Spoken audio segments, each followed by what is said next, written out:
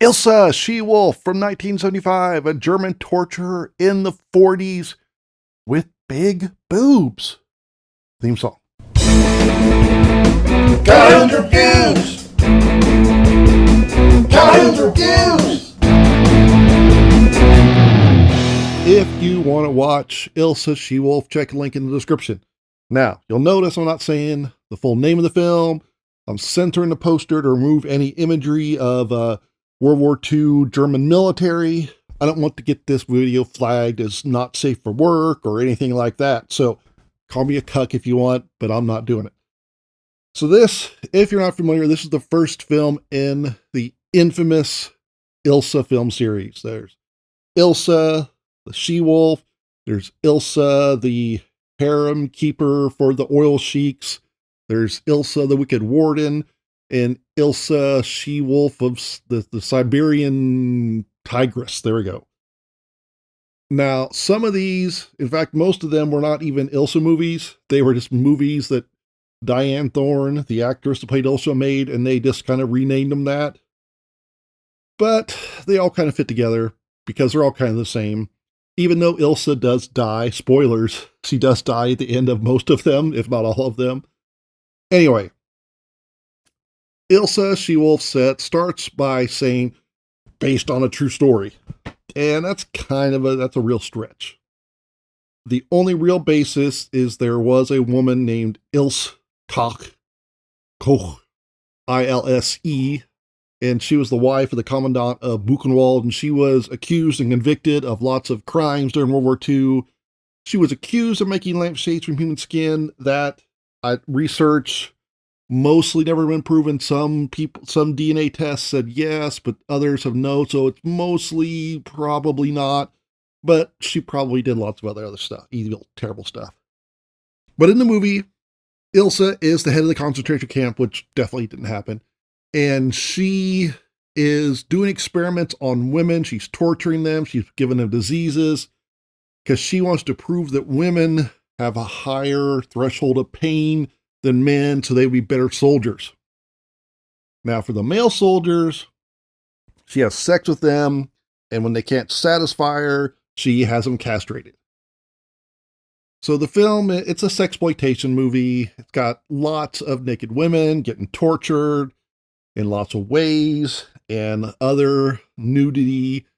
Rewatching it, one of the things I noticed was all the blood was very, very red paint-like.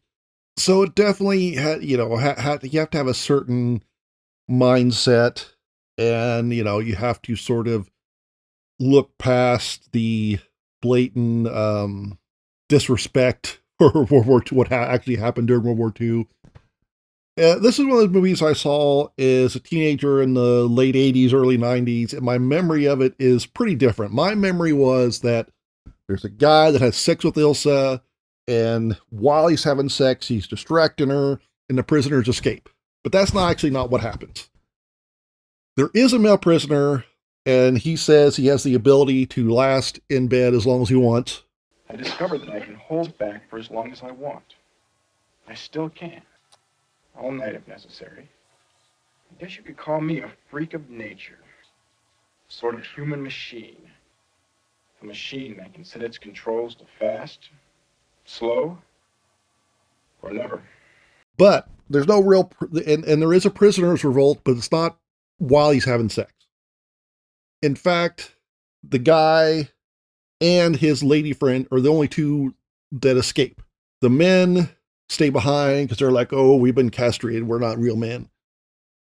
And the women, they've been mutilated, they've been infected with disease, so they're also like, oh, we have no lives anymore. So they stay and destroy the camp and all of the guards. And speaking of destroying the camp, that's one of the more interesting things. It was filmed on the same set as Hogan's Heroes. Early on, even though I knew that, when I rewatched it, I was like, oh, look, they got dog houses that look just like the ones in Hogan's Heroes. Oh, wait, those probably are the ones that were in Hogan's Heroes. Apparently, the set was going to be demolished, so the filmmakers got to use it cheaply, and they got to destroy it, blow it up at the end on camera. Like I said, the film's basically sexploitation, lots of torture and boobs. The torture is creative, certainly for the time.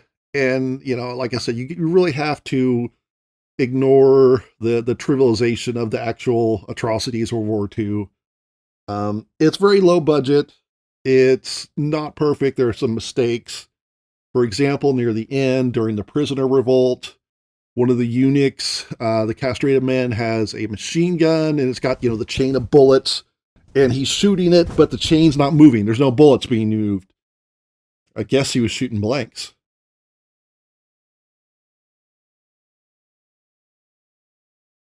So, like I said, it takes a certain mindset. If you are one of those people with that mindset, Ilsa is a classic. I'm giving Ilsa She Wolf 4 thumbs up. Based on true events? Or at least that's what they say. Ilsa has big boobs.